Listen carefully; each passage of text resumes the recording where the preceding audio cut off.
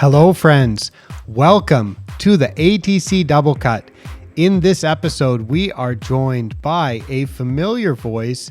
It is Mr. John Petrovsky, the manager of USGA Green Section Education. And he's joining us from the USGA office in Sand Hills, North Carolina? Or what's the We are right town? in the village of Pinehurst, Micah. So Right in the Sand Hills region in the village of Pinehurst, North Carolina. you got it. I can look out the window and see everyone pulling up for their tea times there, Pinehurst #2, and it's a beautiful day in Pinehurst, as they like to say. Cool. Well, thank you for joining us on the show today. You were at the U.S. Open at Oakmont last week, weren't you? That's right, Micah. That was a good one. We got a pretty epic finish there with a huge birdie putt from JJ, and uh, I got to attend the USGA Research Committee meeting, which Dr. Cole Thompson and who heads up that Davis program for turf research kind of aligned with the U.S. Open as something different this year, and it was a lot of fun getting all his brainiac team of turf scientists together and spending a lot of time at the U.S. Open early in the morning, heading over from the hotel to the course and spending time with our three agronomists. So Darren Bavard is our senior director of championship agronomy. He sort of makes sure the course prep aligns with John Bodenhammer's expectations, who runs the U.S. Open Championship. And then we have a front nine and back nine agronomists, Elliot Dowling and Mr. Chris Hartwiger. So I tallied it up. I think we had nearly 75 years of USGA staff experience at the U.S. Open on the agronomic green section team. So it's pretty impressive stuff, but great conditions. Mother Nature really tried to throw a monkey wrench in things leading up to the U.S. Open, during the U.S. Open, but Michael McCormick and his team are just, you're at Oakmont. I mean, you got some of the best in the business there. And Michael McCormick delivered exactly what the USGA was hoping for, and the conditions were phenomenal. It was. I watched a lot of highlight videos and some of the live streaming from here in Thailand, and it was quite impressive. It's awesome to have that technology to be able to follow some of the featured groups, and then to be able to watch through the USGA website or through the US Open website, to be able to watch every shot from selected players.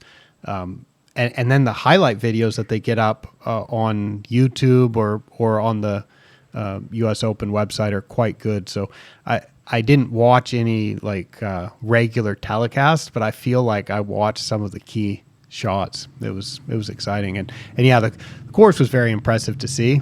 And yeah, I've worked a lot of tournaments. The weather often throws a wrench in it. And then in the end, what you remember is the competition. And what you remember is that the tournament happened and that you had a winner. And there's a lot of work that's done by maintenance crews all over to make sure that happens.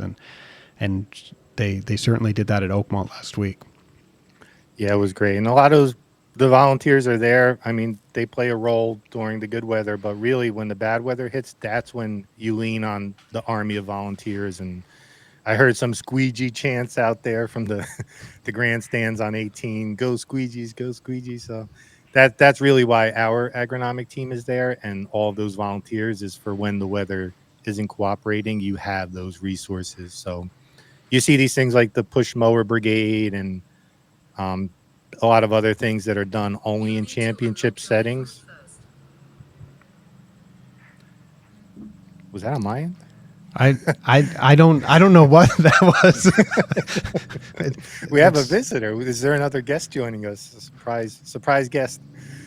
So yeah, anyway, those volunteers are there for when things go, to keep things from going sideways during bad weather, and that's really why our team is there too. So you were there mostly. Again, you were there mostly as an observer, and then also as an observer on the green section research committee meetings. right, Micah. So one of my day jobs here with the USGA is coordinating research content in the Green Section Record, which is our twice a month digital publication. And folks, we encourage everyone please to subscribe to that, and also subscribe to the ATC newsletter. It's a lot of great information out there. And just like you, our main goal is just to get good information in the hands of superintendents.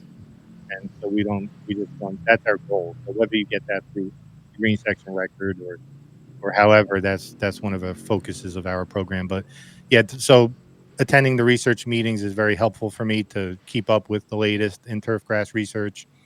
Cole Thompson, again, he's our director of turf research program here at the USGA in the green section, and he got together his committee, which is comprised of, I believe, around 10 university scientists and green section agronomists, and they go through this year. I think it was almost 60 research proposals, and they Wow. select.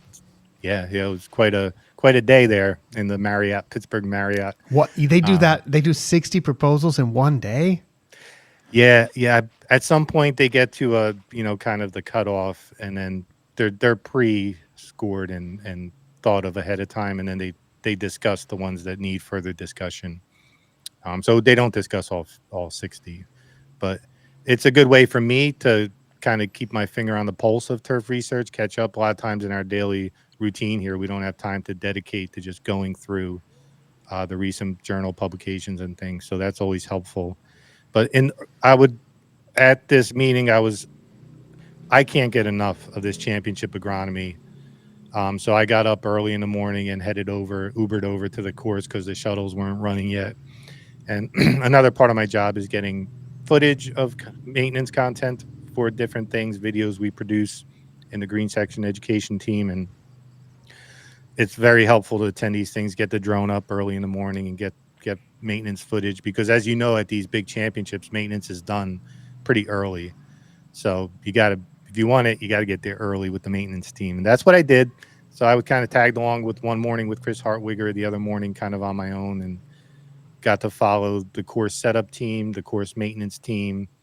Um, had a nice conversation with Mr. Gil Hansen, Mike Davis on 2 Green about how jealous Mike was of all the new hole locations they had to work with. And I think that helped kind of get the course where they wanted it from a setup perspective with the bad weather, having these new hole locations. I think Saturday and Sunday there was over a dozen new hole locations used that weren't available at the previous US Open at Oakmont. So it was fun just being out there again. I can't get enough of the championship agronomy stuff, and Michael McCormick was so gracious. And I got to tell you what, the way they run their volunteers and the maintenance for the US Open is just on a level I haven't seen before.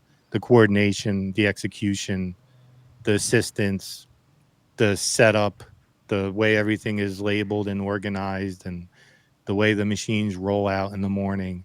It is just an absolute masterclass in how to conduct championship agronomy. And that was all through Michael McCormick. And Darren Bavard is one of the first to always point out that, the USGA Green Section, the agronomy team is there to support Michael McCormick and whatever. We run 15 championships plus Curtis Cup, Latin American Amateur, and World Amateur Championships. I misspoke there. That's run through the Augusta National, but we run at least 15 championships a year, and each one of those have Green Section agronomic support at them. And their job is to coordinate the course prep with what the championship directors want. And Darren Bavard is always the first to point out that it's all Michael McCormick. It's all the maintenance team. So we are just there to support them in their efforts. Cool. I'm glad you got a chance to do that, and I'm thinking about some future U.S. Opens, and maybe thinking of going to participate myself again. So Yeah, there's some good venues coming up, and if you ever find yourself in Pinehurst, I'll save you a spot right over here. You can crash. thank you. I'll look into that. Yeah, there are some nice venues coming up. And another one of your jobs. So you have a multifaceted role, and I mentioned when I introduced you that you're a familiar voice, and you're a familiar voice because you host the USGA Green Section podcast. This being the ATC Double Cut, I want to talk about one of the ATC blog posts, and the blog post that I'm going to talk about, this is very self-referential because I'm talking about a blog post that mentions you and your blog or your podcast with Chris Tritabaugh, which I thought was just superb. And I will put a direct link to this particular blog post in the show notes. I'll also put a link to the Green Section Record so that you can sign up, so anybody can sign up for the Green Section Record if you're not already signed up to that publication. So the title of this blog post is A Method for Any Golf Course, Anywhere, at Any Level. And in the subtitle of this blog post, and I don't always put a subtitle, but this one I chose some text for a subtitle, and I took a quote and I said, the ability for us to stay consistent from a green speed standpoint has really just gone almost off the charts.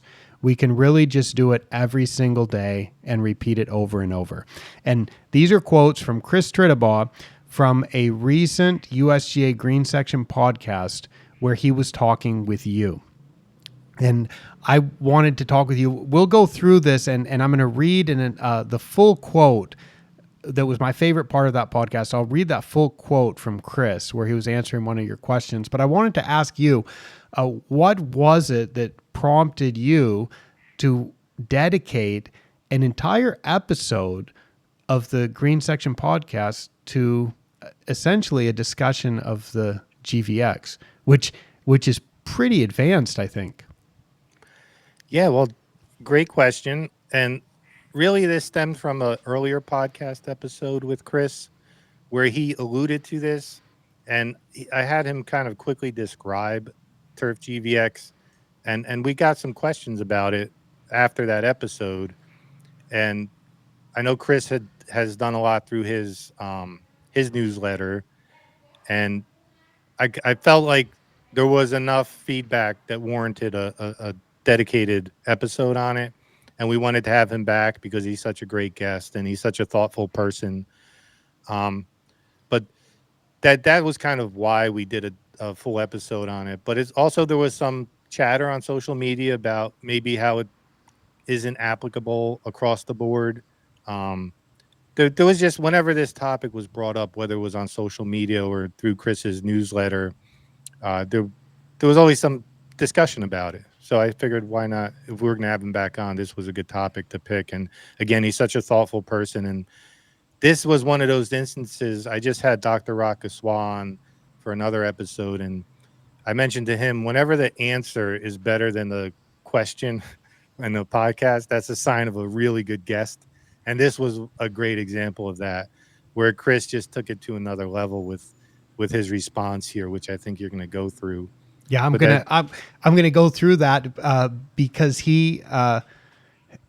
I sent that to Chris when I said, okay, I'm working on this blog post, and I'd planned to be a long blog post where I was just going to recommend. Hey, everybody, listen to this podcast if you haven't. It's a really good explanation of GvX and what it means. And then I was going to answer some questions about GvX calculation and some other questions that people have been sending me about GvX, because I get questions about that too. And I'll also add, Micah, real quick, that he's such a thoughtful person, and the Turf GvX, some of the questions we got through the feedback were, well, how in the world is this going to help me? I'm at a golf course where the expectations are this, and I don't see any way that this is going to. So the question was almost leading him in the direction opposite of where he went with his response, which is why I made that comment earlier to you about how good the response was, because I was not expecting him to say, no, John, this would work at any golf course anywhere. And that I was almost leading him to go in the other direction. And Chris, being such a thoughtful person and seeing how this, so that was the reason, again, why this topic was selected in the first place. Right. So I put a link in the post to the podcast, and you can go right to that. So down at the bottom, I'm scrolling through this For those of you watching, you'll see it. For those of you listening, you'll know that there's a link to the full podcast in this blog post. And I put a link to it on Apple Podcasts, a link to the Spotify version, and you can go up to that question and then Chris's answer. And it starts right at the 20-minute mark of the podcast. But what John's saying, John was trying to kind of set it up by saying tournament conditions, like Darren Bavard would say, like what you see at a championship. There's a lot of extra resources available during a tournament, and it may not be possible to do that kind of surface every single day. So I kind of left your question out of it and just showed Chris's response. But let me go ahead and read Chris's response, and then we'll discuss it a little bit and that kind of how that's related to what your question was. Is that all right, John? Oh, yeah, that's exactly right how you phrased it there. Okay, so here's how Chris responded to that. And I think it's well worth listening to the podcast if you haven't. So begin quote. What this kind of information has done for us, and what I think it can do for any golf course, anywhere, at any level, is allow the putting surfaces to be managed at a level that is at or near tournament performance all the time on a daily basis. What you're going to end up doing is you're going to end up providing the right amount of inputs, and only the inputs that are absolutely necessary to gain the type of performance that you need. So the amount of grass that's growing or should be growing, the GvX is not just the only thing. You have to be looking at the performance levels as well. But once you get to the point where you say, okay, I want to get to a 12, he's talking about green speed here. Okay, I want to get to a 12 and I'd love to stay there. Our members are really happy when our greens are at a 12. I really believe that if you're measuring that every day and you're measuring this information, you can find the right amount of grass to grow, to keep it that, to stay at that 12 every single day and not do yourself any sort of undue harm. That's a big key. I will say that since I've added turf growth metrics into what we're doing, the ability for us to stay consistent from a green speed standpoint has really just gone almost off the charts. We can really just do it every single day and repeat it over and over. And Darren Bavard, who's the director of championship agronomy for the USGA. So Chris said that Darren is 100% right. All the other things that you see at a tournament, that's not realistic to do all the time. But I do think that managing a putting surface at a championship level for any facility, anywhere, at any level, with any budget, is within their capabilities, especially with this. And he's talking about precise management of how much the grass is growing by using the GvX. So that is that. When I heard that, I was just like, wow, that is just a tremendous explanation and a great answer, because I saw where you were going with that line of questioning. Yep. And I was like, I agree with Chris. And then Chris answered it in a way that I thought was very good. Chris did what Chris does right there. Yeah. He's one of those superintendents. You meet them occasionally where it's almost a business mindset. They're just so thoughtful, and they would be successful pretty much in any industry, but they just chose golf maintenance because they love it or for whatever reason. And it's just that thoughtful approach, the kind of holistic where you're thinking of everything, thinking of what is your goal, always focusing on the product you're producing for the golfers versus what am I maintaining, what am I doing?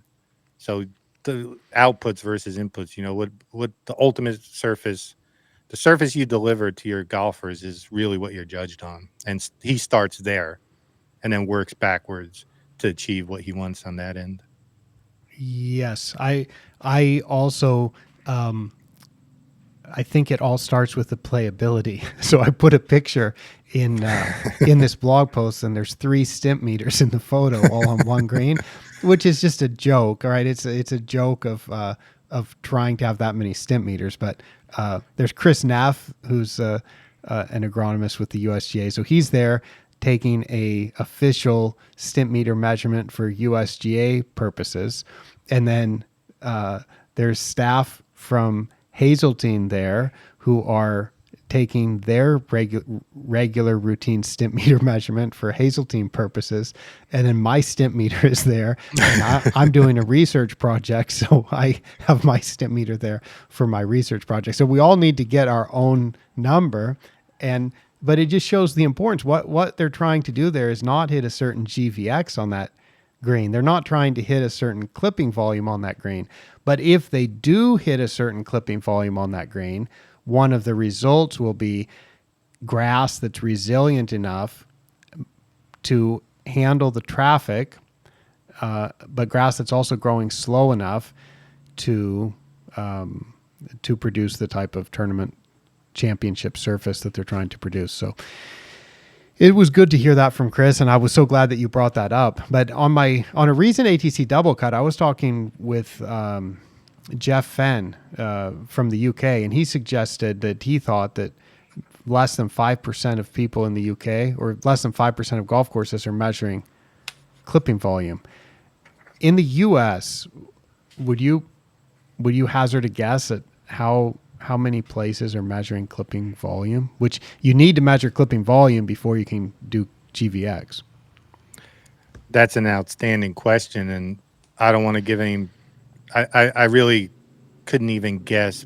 I can tell you from experience visiting courses that it's uncommon. So in my travels, more courses do not measure clipping volume than do. I would say this year we've been to 15, 20 courses, and maybe less than 5 are measuring clipping volume. And that our sample is skewed a little bit because we would go to courses that would tend to do putting green data.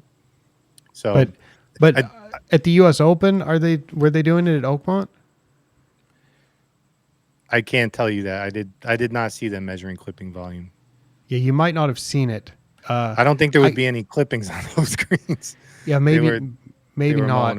I thought I read something or saw something where somebody said that they're certainly looking at clipping. Everybody's looking at clipping yield to some extent, right? Everybody, whether you're measuring clipping volume or not, everybody's looking at how much the grass is growing, how often you have to empty the baskets, how much grass is in the baskets, what the texture of that clipping is. Everybody's looking at that. It's just a matter of whether you're putting a number to it or not. And sometimes I hear people talk about clippings, and I'm not, and I assume that they're talking about clipping volume and putting a number to it, but it could be, and I think I saw something about that for Oakmont, but it could be that they're just looking at the clippings or measuring it in a different way without actually getting the volume. Yeah, that's a bad job on my part. I should have found that out, but they're absolutely looking in the in the baskets, checking the amount of clippings. And at Oakmont's team, beyond what our championship agronomy team was doing, they were doing their own firmness measurements, green speed, and volumetric water content, and doing some sort of correlation of all of them with their own team, separate from what we do, which is daily firmness and green speed on every green. So that they're definitely into the data, and multiple times the assistants were looking in there. And I guess with how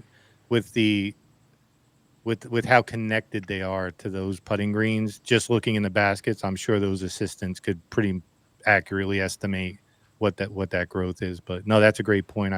I could text Michael right now, and I'm sure he's definitely measuring or monitoring clippings in some way. Yeah, and everybody is, unless unless you've got sand greens. And that's what I liked about the way Chris described it, because I started thinking about it myself and in my experience, and absolutely any superintendent, I don't see any reason why you would not at least collect green speed and clipping volume from at least 1 or 2 greens every day, regardless of the level of course that you are at. I mean, why would you not want to measure something when it's so easy? Clipping volume costs nothing. Stimp meter is $120. I'll put the order in for you if anyone wants to email me. And then you instantly got 2 good data points. that you can use.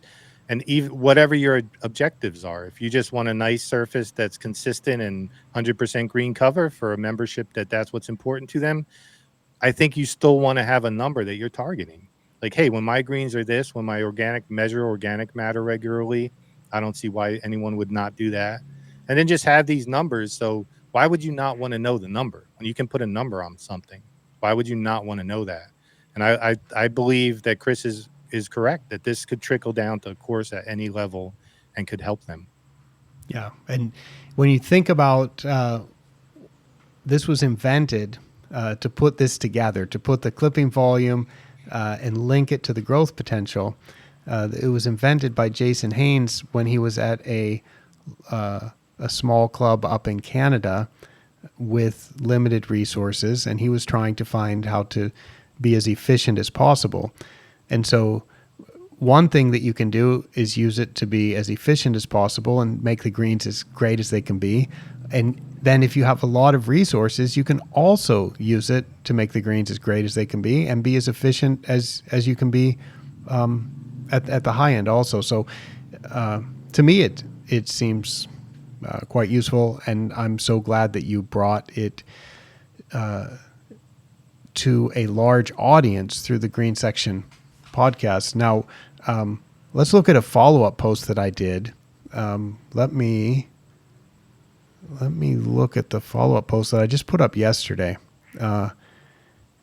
because it's I get a lot of questions, and some people struggle to calculate the GvX. So I suppose, yeah, that's showing, isn't it? So I'll put a link to this one too. I called it GvX clippings. Clippings meaning a couple words here. That's a bit of a pun for like some notes of multiple things, and also the obvious clippings, because we're talking about the amount of clipping volume, which is part of the GvX. So GvX stands for growth versus expected. I've been talking about it at seminars over the past 8 months or so, and it becomes more widely used around the world. But there's different ways to make the calculation incorrectly. And people send me a lot of spreadsheets. And I remember one where the spreadsheet had only filled in the days when they mowed, but days that they didn't mow weren't in the spreadsheet. So instead of calculating the growth potential and the clipping volume over the past 7 days or the past 14 days, it was calculating it for the past 7 mows or the past 14 mows, which is not necessarily the same thing. So to calculate it properly, you want to calculate it over the past 7 days or the past 14 days or the past 28 days. So this is a zero handling issue. And apparently that's a word in computer programming or in computers, at how you handle zeros or how you handle missing data. And I've come to realize that this is an issue with the GvX, that you need to make sure that it's zero when it should be zero, and it's missing data when it should be missing data. And I've talked about this in a few podcasts, and then people have written to me about it and said, I heard you talking about that, but I'm not quite sure that I'm doing it right. So I wrote this blog post yesterday with the title GvX Clippings, and I tried to explain this. I don't know if you've had a chance to look at this one yet. I have not, but I'll say we encounter some of the similar issues with our GS3 Smart Ball, and days you don't collect firmness or green speed, and then you want to present that data. And the same thing would be true with GvX. If you want to take that data to your green committee meeting and you present it, all of a sudden your graph goes to zero, inevitably you'll get a question like, what happened there on August 1st? Well, we didn't do a test. And then, like, how does that impact the overall data? So I have not read this, but it's super insightful and something I think it kind of comes from experience with Turf GvX. Right. So the zero handling issue is one that I want to bring to everybody's attention.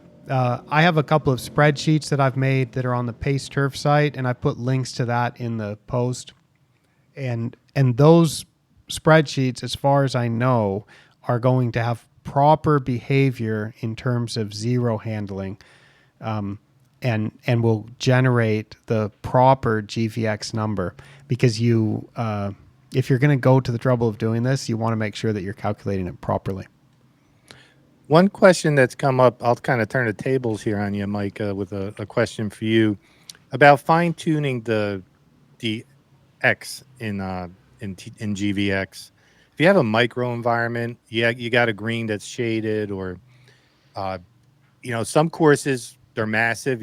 This happened at Oakmont. It was raining on the second green, was not raining on 17. So you could have little micro environments on that greens are situated in. Do you have any tips for handling that, like fine tuning the expected growth based on a unique growing environment? I know you provide that data, or it's easy enough to get. Would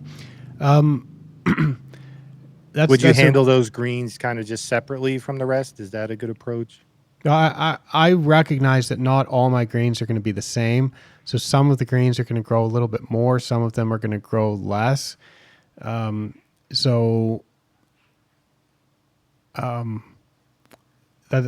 a really good question, and I don't have any standard way to answer it, other than saying, neither did I. That's what I would expect that it's going to be different, and then I'm going to understand that, and I'm going to look at the performance data and look at the grass and look at the density of the turf, and I'm going to look at the green speed and look at the firmness, and then I might say, okay, this one's growing more, and it makes sense for us to mow it more, or it makes sense for us to lower the mowing height on this, or it makes sense for us to roll this one more.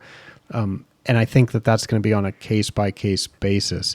But when you have clipping volume data, and then when you have the GvX, and which is, so the GvX is taking your clipping volume data and it's adjusting it based on your site-specific temperature. I've never looked at calculating different GvX across a property deliberately, like changing that, because I always just think that the property has a standard GP. It has a standard growth potential. That's a good way to put it. But you could, I mean, the obvious one where it would make a big difference would be a course with a huge elevation change.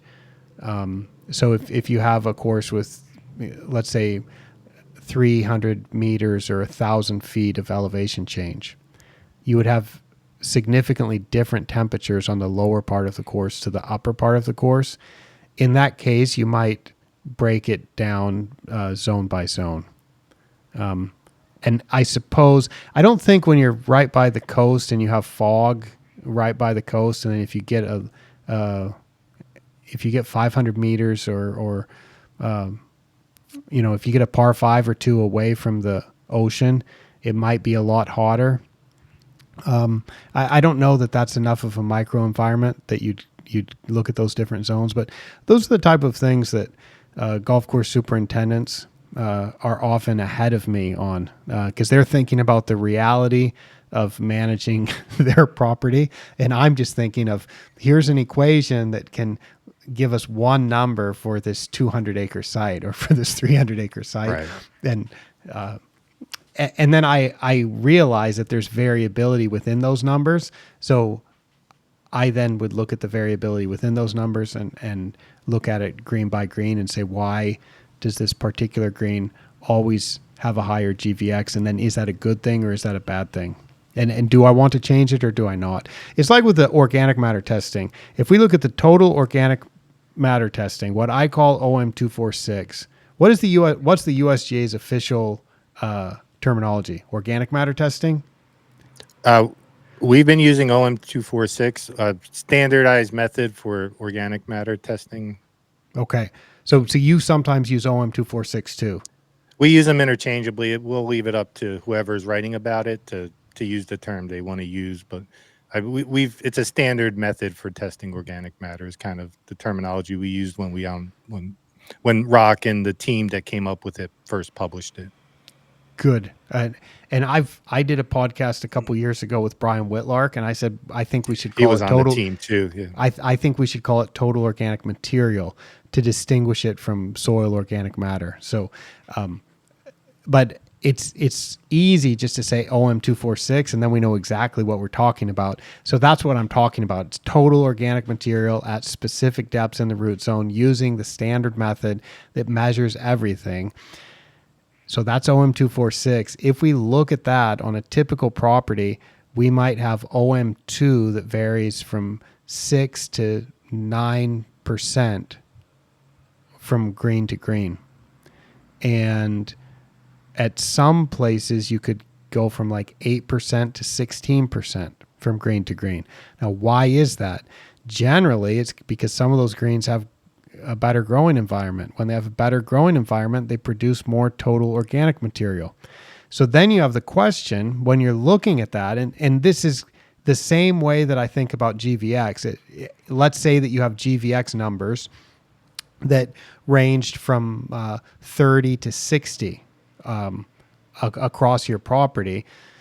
If those numbers vary like that, if you're looking at it on a green by green basis, then I would be thinking, well, are the better greens, are they closer to 30, or are the better greens closer to 50, or are the better greens closer to 60? And then I would think about, is it worth my while to try to make them all closer to the ones that are best?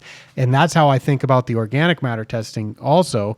Well, let's say that we have greens that range from 6 to 9%, then I would look which greens are closer to 6, which greens are closer to 9, and everywhere in between, and then try to identify which are my best performing greens, and then think about whether I should try to make them all close to that.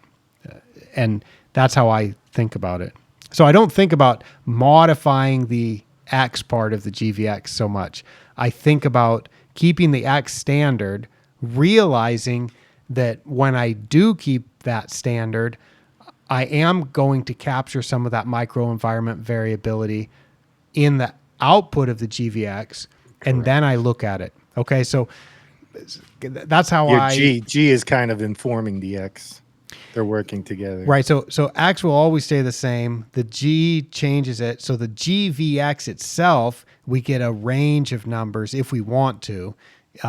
So you can calculate this on a green by green basis, or you can calculate it on the average across the entire course.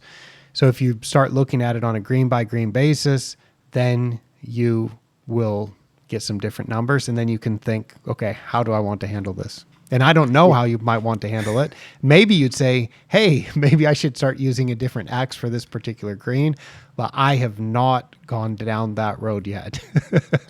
And that's been my answer as well. The G accounts for those differences in microclimates to some extent. And you know, Chris, he may have mentioned this on the first podcast, not the most recent one where we talked about turf GvX, but that's where the superintendent's intuition and the superintendent's judgment comes into play. Like, you just know that. You know that 7 green is tucked down in the hollow and it's gonna behave differently, and you know that. And you adjust for that. And that's just where the superintendent, that's why you're there, to make those calls and make those decisions. And then these kind of numbers hopefully can help you to make those decisions with a little bit more confidence. And these numbers don't do the job for you, but they can help you to make the right decision with more confidence more times than not. Where otherwise you're often like, should I put this fertilizer down? Should I lower the mowing height? Should I do a double cut today? You're thinking about those kind of things, and looking forward, you're thinking about it, and you don't know. And even with the GvX, you don't know, but it's extra information that you can use to help you make those kind of decisions with more confidence. And it's not something that I've ever used, but what I've heard from people that do use it is, wow, this really helps. And I've seen a lot of people are interested in keeping their organic matter, their OM246, keeping it the same or reducing it.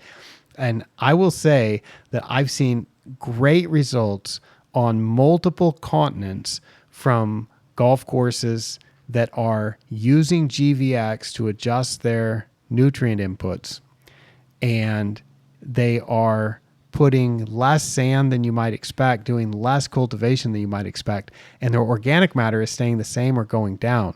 And that just tells me that, and of course the playing quality is excellent. So they're just hitting that sweet spot of growth that is enabling them to produce really good results without having to do too much organic matter management work. So they're still doing organic matter management work, but not as much as they have in the past. And then we track that with their OM246 results, and the results are surprisingly low. So that's been really good to see. I always think of Lord Kelvin's famous quote. I think it's been changed through the years, but you can't manage what you don't measure. And I see that often at golf courses. We aerate spring and fall. How's it impacting your organic matter? I don't really track organic. To aerate putting greens, and the reason you're doing it is to manage thatch accumulation, yet you don't measure organic matter regularly. It is baffling. Well, it's yeah. I have to remind myself. John, that it wasn't that long ago when I was recommending to do a lot of top dressing and core aeration for the purpose of managing organic matter, and I wasn't bothering to test it. And I've been guilty of it. I've done it at golf courses. And spring and fall aeration. That's what we do. And the world's changing now to where we have a standard method to measure this. And it's just, once you get those data and you start measuring it, then you say, well, of course you do it this way. Because then it's not only about doing less, because it's going to tell you if your organic matter continues to go up, it means you're not putting enough sand. You're not taking large enough holes to allow you to put as much sand as you need to put. And so it will tell you if you need to do more also. And that's where I think these numbers can be so useful. Yeah, I encourage everyone to read the organic matter content, whether it's on the Green Section Record or in the ATC newsletter. Just read up on that. There's some great data sets out there that we've looked at, and site specific. What works in Alabama it might not work up in Minnesota, and vice versa. And the percent organic matter you have doesn't travel at all. So 5% on one of Pinehurst resort courses is going to behave a lot differently from a firmness perspective if you go up to a bentgrass course in Minnesota. So you really need to find out what your number is, match that to the expectations you want for how your putting green surface performs, and then find where your sweet spot is for your course, and then monitor it and measure it and know where you're going. And there's times where you might not need to aerate. And how happy would everybody be? You don't got to come in early in the morning, get the greens mowed before you punch them, and dragging the top dresser all over creation. Where do I dump the sand when the triaxle comes in? And I got to cover the sand because it's got to be dry. And if you don't have to do all that and your greens are going to be just fine, why would you not do that? So yeah. I encourage everyone, measuring and tracking organic matter is like a great starting point. Yeah, it's also a number that's going to match the way you like to manage. Yeah. So some people like to manage and keep the surface really lean, and some people like to keep the grass growing.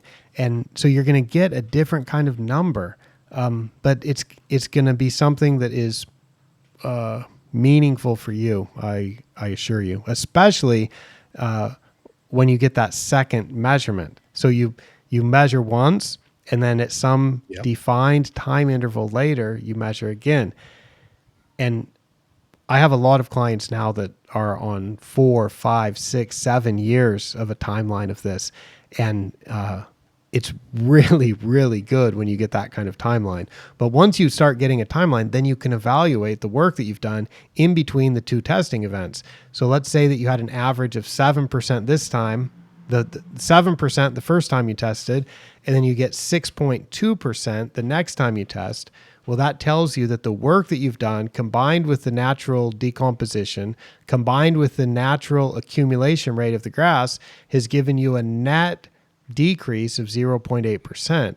So from that, you can say, okay, based on the weather conditions we had and based on the way that I managed over that time period, we were able to reduce the organic matter. So then you can recalibrate. If you need to reduce it more, then you can do something like the same kind of maintenance, because you know that's the kind of maintenance that's going to tend to decrease it. Or if you realize that you don't need to decrease it, then you can cut back on some of the management work. So once you get that timeline, it's just incredibly, incredibly useful. It's all about the trend. And we're mindful of that. I do a lot of championship agronomy for the amateur championships. And when I go to do a site visit ahead of time or arrive for the first day of the championship, when I roll the GS3 ball or whatever, I don't say anything. I don't discuss those numbers because that's a snapshot in time. And the data is not valuable till you have a good amount of it and you can start observing trends. And just like that number is specific to your course, the trend is specific to your course. So you start with that, and where are you trending? Okay, it might be time you can start to project. Hey, next spring we might want to do a cultivation event or step up top dressing because we're starting to trend up. So I'm 100% with you. It's the trend. Any single data point is not going to give you any useful information, and that's why when we get to a course and roll our GS3 ball, I don't discuss that with the superintendent because that's just a snapshot Yeah. of putting green conditions. Well, I mean, it's if we talk about the OM246, if I tested a POA annua green and it was 3%, I could tell you that in the 0 to 2 centimeter mark, I can tell you, like, I've tested a lot of POA annua greens. That's shockingly low, and I'm quite concerned about how healthy your grass is without me ever even seeing it. If you were that low, and also if you tested at 14%, then I would say, I might ask, like, hey, how's the infiltration? Do you have big pitch marks on the greens? Because that's way higher than usual. So when you're really close to the average value for that particular species, then maybe we don't learn too much and we really need to wait for the timeline. I could just say, okay, you're pretty close to average. But sometimes you'll get a test where the numbers are so far from normal that you can learn some things. And also, you will test multiple greens across the property, so you'll find do your worst greens tend to have more or less organic matter, and vice versa. So you do learn some things the first time, but that timeline is where the real value comes in. And because the timeline is where the real value comes in, I tell people, like, the best time to start is now. If you haven't measured this yet and you're still out there coring and top dressing, then let's get some numbers so you can then check the effect of that coring and top dressing that you're doing. And then the next time you test, you'll be able to see, did the coring and top dressing make the organic matter go down, or did it keep it the same, or so on? So I'm so glad that the Green Section podcast and some of the Green Section publications are bringing so much of this information to such a wide audience. You keep track of how many... Go ahead. Go ahead. We both have interesting questions, I'm sure. No, I was going to say, I'm glad you brought up the difference between organic matter and ball roll quality or distance, because after a few days on site, yes, we are comfortable discussing the trend that we're seeing. So I think that they're not quite analogous. So, and I would be curious on your end. One of the things I love about your work, Micah, is how you really bring you have a great you found that intersection of turf research and really superintendent's practical use for that information, and you're very close with the research world and the superintendent world, and I think you do a great job combining those two perspectives. But have you, through all of the you've seen a lot of greens and have a lot of data, do you have kind of sweet spot ranges that you feel comfortable without seeing the green, like that's an ultra or that's a zoysia grass green? Boy, that's an alarming organic matter number. You've seen enough. Yeah. In fact, I have I have a couple blog posts about this that I've updated, and I'm surprised they don't get more views. And because more people are going to listen to this than watch it, I'm not going to bother trying to search through my computer and bring up those particular blog posts right now. And also I have an example OM246 report on the ATC website. And that should actually, I will bring that up just so you can see it.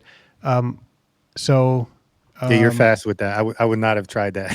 So are you seeing this on your screen? Yeah, I can see that. So Example report. So the thing is, the example report is going to get updated. Right now, it's from a couple years ago, but it's got a table. So table 2 in that report, which let me make that a little bit bigger on the screen for those of you watching. So I've got like double the amount of samples now, but we can look by species. And I know the USGA has some of this information also.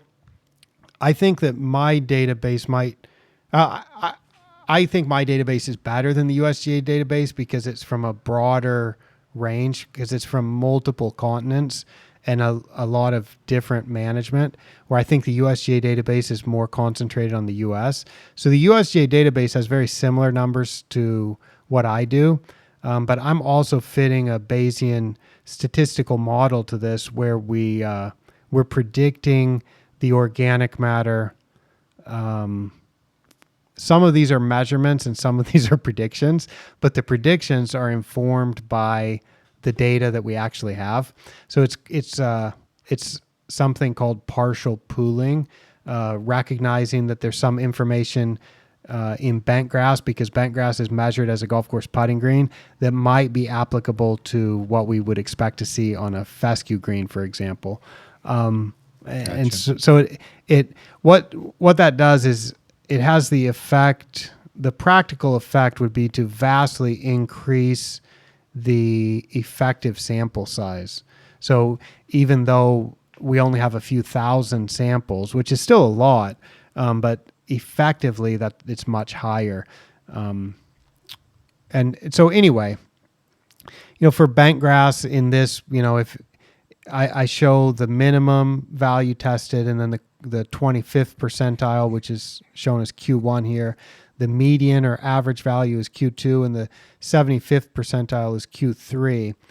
And so you ask, if I don't visit a site, if do I have a good feel for a particular grass species, if it's normal or not? Yes, I do, because I would just look at between the Q1 and the Q3. So if you're less than the Q1, you're in the lower 25%. If you're above the Q3, you're in the upper 75th percentile.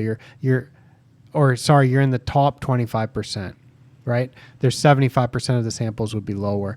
And that's how I would tend to look at it.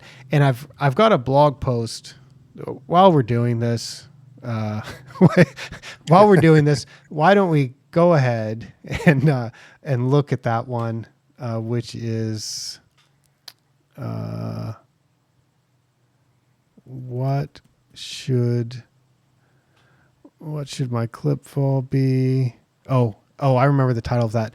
How much organic matter is too much? So yeah, that post I'm familiar with. All right. So this one I updated on May 24th. I try to keep it updated because people ask this question all the time: how much is too much? And so here I've looked through my most recent data, and I've thrown some numbers here. So if you're above 9% total organic material at OM2, then I'm going to say, okay, you're in the top 25%, which is not necessarily where you want to be. Most people don't want to be there. Across all species. That's across all species. But I will, if people are getting a recent soil test report, they get an updated one, not that table from 2023, because I rerun that calculation every time I generate a report. And I've been so busy doing real reports that I haven't updated the example reports, but that is coming. So, and then if you're looking so at much there. there's so much to uncover still with organic matter and impact on surface performance. Yeah. So while we're talking about that, here's how I would think of it. Why organic matter is important in terms of surface performance is a lot of people are concerned about firmness because I think people understand about speed pretty well. But when people are concerned about firmness, then it can get a little bit tricky because sometimes the organic matter content is not directly related to firmness. But in the long run, your organic matter is going to be related to how much water the green can hold or how much the soil water content is. So you think of like Oakmont last week when it rained.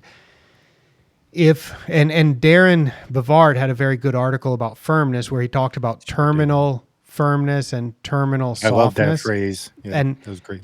and that's where the organic matter comes in because if you've got a lot of organic matter, then your terminal softness is going to be softer because your green, when it rains a lot, your green's going to be able to hold more water. And that really, for me, that's what the organic matter is about. Is being able to manage the firmness in a little bit tighter range. So we talked earlier about maybe I should look into some of my data and try to write something about that. So though that's the kind of thing that's in my mind, and maybe I'll try to put it on paper sometime. Yeah, stay tuned. Hopefully Yeah. we'll get that. Now, how's your time? Do you want to drop that question you had for me about MLSN to, Yeah, or yeah. do you While got I to get got you on, going? no. While I got you on the line, because it's actually something that's related to my work back here, so you'll save me some time, Okay. perhaps. But I had a quick question about that picture. Was that the Eiffel Tower in the background of that golf course picture? Yeah, it is. Oh, that's cool. What's that golf course? Do you remember the name of it? Uh, Something in Paris, obviously. it's on the tip of my tongue. It's on the tip of my tongue, and it's not coming out of my mouth. It's an So incredible view there. It's I'll caught put. my attention. It's stunning. Yeah, I like to show that picture. I'm one of the luckiest people in the turfgrass industry to get to travel all over the world and meet and learn and see so many things. And that's of course what I attribute much of the things that I've been able to learn and think of and then share. I attribute it to seeing such a broad range of things. And There's no substitute for that, getting out there and seeing it. That's why I love experiencing some of these championships and just spending a couple of weeks with superintendents and just learning everything about how they do it. But that's one of the things I admire about you. You see, I don't know if anybody sees more courses in more parts of the world than you, Micah. I'm going to Sri Lanka next week, so that's a fun one. Before I ask you the question, you're going to attend the International Turf Research Conference in Japan? Because I know we mentioned Dr. Cole Thompson. We're giving a lot of love to Darren and Cole, but I think he's headed up there for the International Turf Research Conference Cool. Yeah, in Japan. I look That's forward. coming. That's coming up. Yeah, it's July 12 to 16, so it's rapidly approaching. Cool. I'll throw you this quick question so we can move along here. I was just editing a research article on MLSN for the Green Section Record, and it struck me that I wasn't fully, maybe it's a me problem, but I couldn't quite get my head around how the MLSN guideline for each specific nutrient is derived. So the way it was described is sort of you collect a whole bunch of samples. You have thousands, I'm guessing tens of thousands of samples in the PACE turf database and your database. But generally, you find good quality samples, what nutrient levels is present in each of those samples, and then plot those samples and then find the value in parts per million or whatever units that corresponds to a certain uh, uh, distribution on that curve, and that becomes the guideline.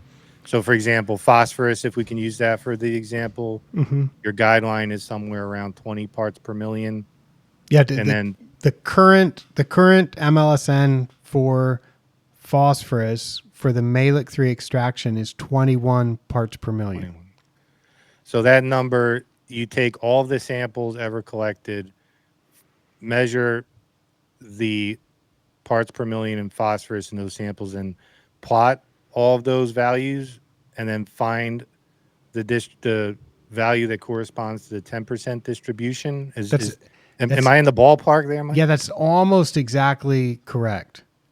That's almost exactly correct, but let me try to explain it in a little bit more technical way about exactly what we did. So we took for the original MLSN guidelines, for the current MLSN guidelines, we started off with 16 or 17,000 soil samples, and then we threw away the ones that were not good performing turf. We threw away the ones that had a low pH or a high pH. We threw away the ones that had a salinity problem. Even if they were good performing turf, we just said, you know, we think most people don't want to mess around with high pH. They don't want to mess around with low pH. They don't want to mess around with a salinity problem. So we'll just throw those out, and let's try to hone in on what the numbers might be for this set of soil. So that when we took all of those away, and we also threw away the ones that had a high nutrient content to begin with. So we said, well, these ones have a high CEC, they have a lot of nutrients, so they obviously have enough, and so we'll make the assumption that I think is a valid assumption that if a soil has a lot of nutrients, it has a lot of nutrients. And so if it has a lot of nutrients, it also will have a lot of plant available nutrients. And so we don't need to worry about those. So we ended up with a set of 3,000 soils or something that were left. And then we didn't just plot it like the effect was like we just plotted it, but we told the computer that we have these numbers, and we asked the computer, or we wrote code on the computer to say, what is the best probability distribution that would fit data that are distributed like this? Is it a normal distribution? Is it a student's t distribution? Is it a beta distribution, a binomial distribution? And, you know, these are statistical procedures. You learn about this in statistics class or data analysis classes if you're going to predict what cards are going to turn up, or flipping a coin, or the probability of making a putt, or so on. And what we were asking the computer to tell us is, use your algorithms to find what is the type of distribution that best fits these data. And we found that a log logistic or a log normal distribution was the best fit for those data. So this is a more general approach. So now we found the best fit for those data. So instead of actually plotting the line for our exact data, we now have a probability distribution, and probability distributions have equations associated with them that define what the curve of the line will be and how the distribution will be shaped. And so what we can do is say, for a distribution, if we were going to pull samples from this distribution, what is the probability that all of the samples that we drew would be greater than the 10% level, something like that. That's the part that I'm going to I would have to consult some of the stuff that I've written about this to phrase it properly. So and then if we plot our actual data, and we plot that curve of saying how many samples are greater than 10 parts per million? How many samples are greater than 11 parts per million? How many samples are greater than 12? And it's called a cumulative distribution function. And it goes up until you get to like 600 parts per million soil test. And now you're 100% of the samples. So the probability of drawing a sample that is greater, or the probability of drawing a sample that's less than 600 parts per million phosphorus in our data set is like 100. Okay, that's like 100%. The probability of drawing a sample, this is how it is. The probability of getting a sample less than 21 parts per million is 10%.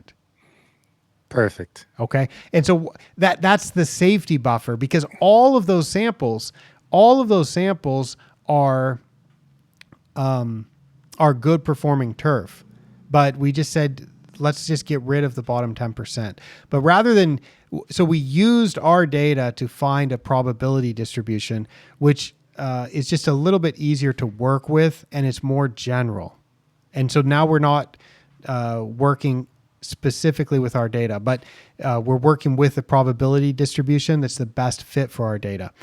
But I wrote a preprint about that that you can find on the library section of the ATC website.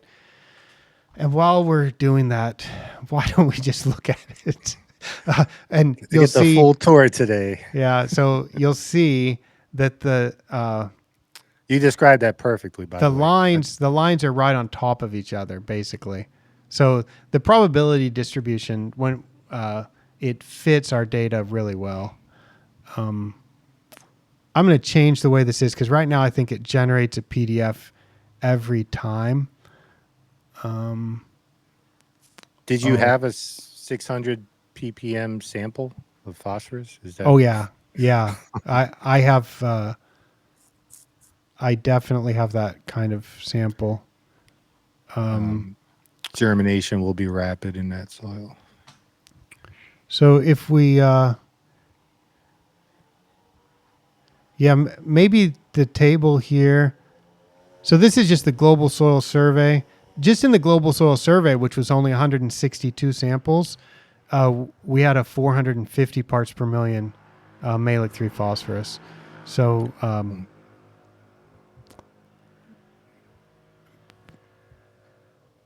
let's see.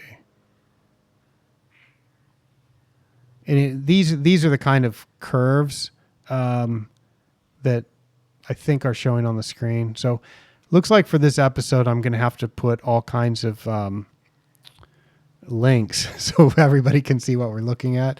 But that's super interesting. Was there reasoning behind the 10%? Is that based on previous work, or why did you select that? Nope. The reasoning behind the 10% was that gave us a reasonable number, and that's a great point. Right? It gave us because Dr. Larry Stowell and I worked on this, and it was Larry's thinking. I mean, I credit him with the idea, really, and the idea was that we have a lot of data. There must be some information that we can extract, some useful information that we can extract from this. And Larry had the idea that maybe we could take like the median value, and then he was like looking at fractions of the median, because none of these are distributed normally. They're not normally distributed, not like a bell curve that's balanced. They're bounded at the lower end by 0. So it can't go any lower than 0, but it's essentially unlimited on the high end. Gotcha. You could have 1,000, 2,000 parts per million potassium, but you can't have negative 1,000 potassium. And so, or to stick with phosphorus, you could have 1,000 parts per million or 700 parts per million phosphorus, but you can't be any lower than 0. So it's not normally distributed. Gotcha. And so the median is a pretty robust number. So initially, Larry was looking at like a third of the median or some fraction of the median that we could use that would be a reasonable number. And we were always comparing it to the existing guidelines as well.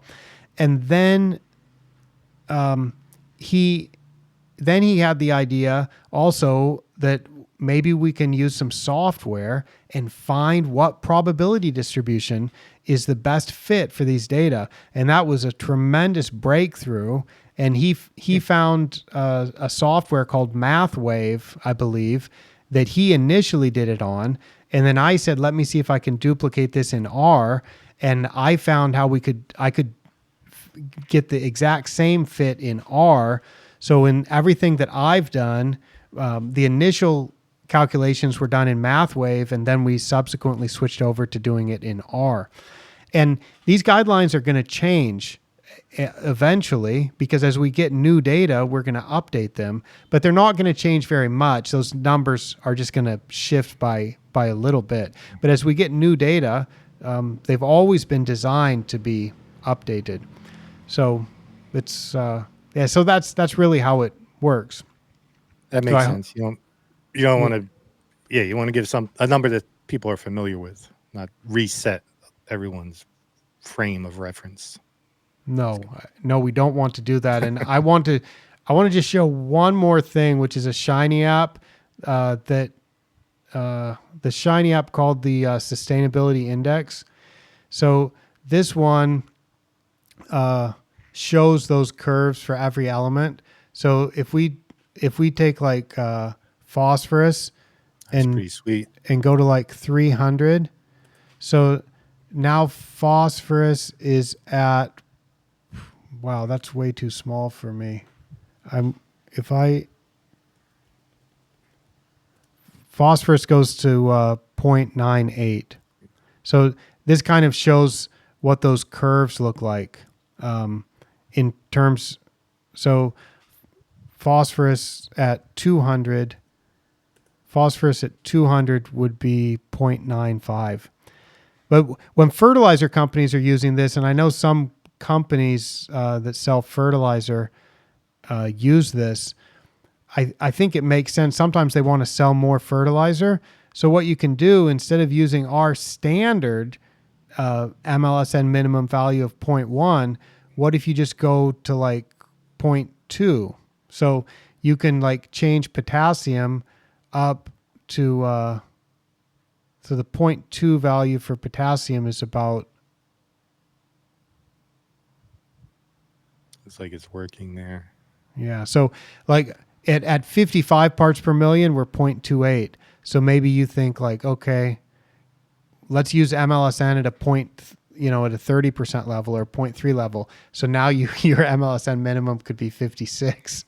So MLSN is it's a very flexible type of system. So we've also written about the sustainability index, like just explaining MLSN and all the stuff that you can do with that could also be a full-time job. That's so cool. Thanks for taking me through that. That was helpful. Good. Well, I'm happy to do it. I'm sorry for taking up so much of your time. I did not. Oh, Mike, I could talk to you all day. I didn't intend to do this. I love having a conversation with you. It's always informative and insightful. Cool. All right. Well, thank you so much for joining me. I'm glad we got to talk about the US Open and about the organic matter testing and about the Green Section podcast and the Green Section record and research and the very excellent explanation by Chris Tritabaugh about the GvX. So we covered a lot of cool topics, John. That was fun. Yeah, it's always a pleasure speaking with you, Micah. All right. Thank you for joining me. Thanks, everyone, for listening. And I will sign off now, promising to be back before too long with more interesting turfgrass information for ATC from Trang, Thailand. I'm Micah Woods. Bye-bye.